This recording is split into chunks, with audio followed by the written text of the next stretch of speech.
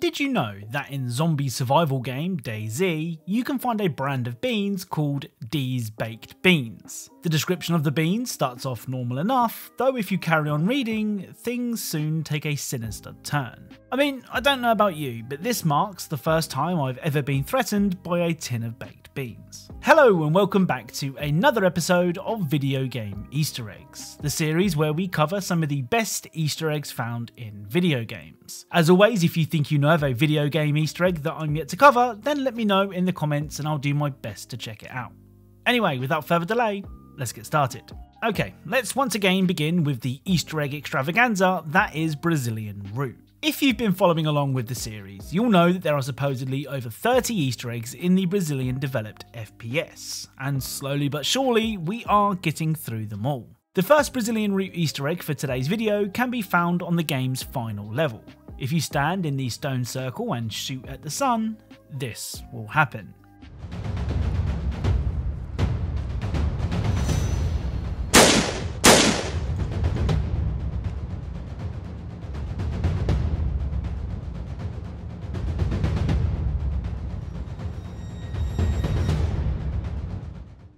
So after a short fade to black, a reference to the Legend of Zelda's Master Sword will appear. The sword is wedged into what appears to be the pedestal of time, which was the original resting place of the Master Sword. The other Brazilian root Easter egg for today's video is a reference to another classic video game. Once again, on the final level, you can find this.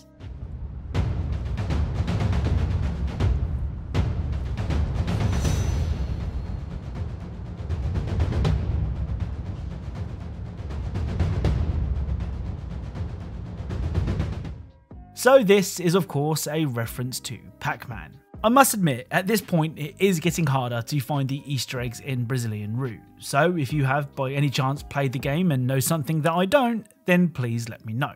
Up next is a game that I never expected to feature on this channel. 112 Operator is a game where you manage the emergency services in any city in the world. Calls will come in and it's up to you to establish what's going on, where it's going on, and if it's still going on. It's surprisingly fun with tons of calls and incidents to respond to, which always keeps things feeling fresh. One of the calls that comes in is from a man who seems to be in a bad way. Well, it's through the man's love of song that you can form a bond. I'm perfectly fine. Ready for the takeoff. Takeoff? What does that mean? I want to fly. The days and nights so long when you think you've had enough. Oh, I know that song. It's beautiful. A masterpiece, isn't it? Yes, sir. Do you need help? Maybe I just need somebody, not just anybody. You know, I need someone. Oh, music. You're right. You really care about it. I feel it. I think I'm not alone. So whilst I can't play the song here, YouTube are super strict on music copyright, the song that is being sung is Help by the Beatles. I will leave a link to it in the description if you want to listen. Now, in the last episode of this series, we discovered a gremlin-like thing in portal hopping FPS Splitgate. I had no idea who or what the little guy was a reference to, but loads of you, and I do mean loads of you, said it was a nod to Freddy Freaker, who appeared in an old TV commercial and is seemingly adored by YouTuber Oni Plays. Well, it turns out that there is more than one dancing goblin thing on the Abyss map. If you set the map to no gravity and unlimited jetpack boost, you can find this.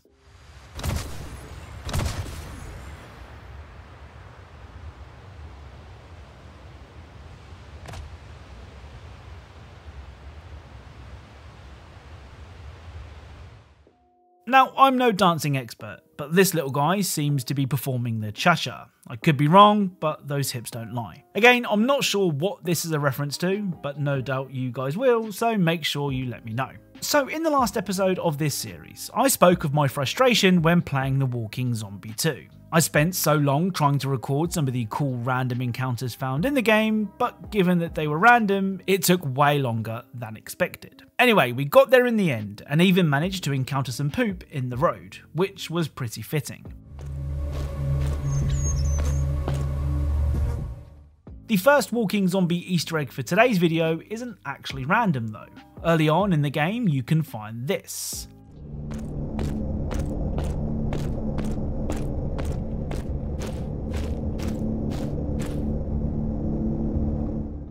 So this giant vault-like door is a reference to the vault door scene in the Fallout series. The next walking zombie Easter egg is also a reference to a video game. One of the random encounters is this.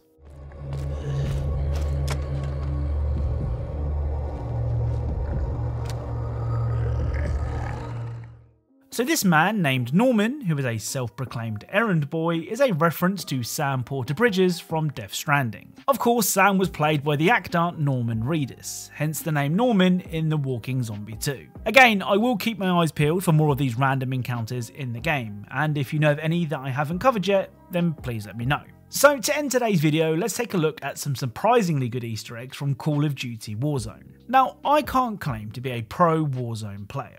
In fact, I haven't played the game in like 4 months. But when a major update hits, I always feel the need to jump in and see what's changed. And it's lucky I did. Some of my favourite Easter eggs are the ones that require multiple steps to complete, and the first of today's Warzone Easter eggs is one of those. On the Fortune's Keep map, you can land at a graveyard. If you manage to land there and not die, good luck with that by the way, then you'll need to hunt for 3 candles. They seem to spawn in random locations, but in all honesty they aren't too hard to spot. Once you've lit all 3 candles, you can head to this grave and salute.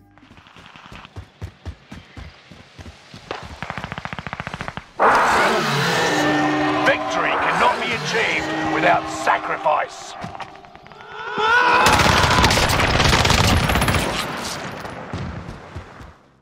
Yep, do not adjust your screens. You can spawn a zombie in Warzone. If you manage to kill the zombie, which shouldn't be too hard, just make sure you have enough ammo, then they will drop loads of rare loot. I will say though that this zombie died extremely quickly compared to some of my other attempts, with one zombie in particular being the Chuck Norris of the zombie world.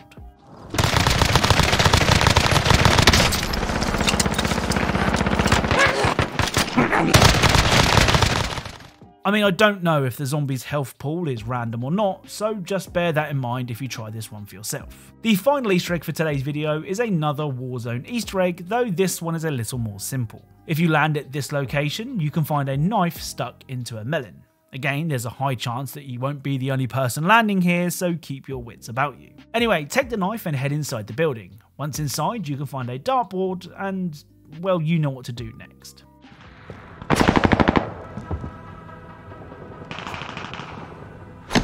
That's one less loose end.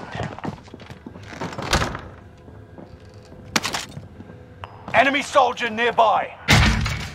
So throwing the knife at the dartboard will open a secret room with some rare loot. It's worth mentioning that the door can be opened with any throwing knife, not just the one in the melon. It's just that the one in the melon is the closest to the dartboard.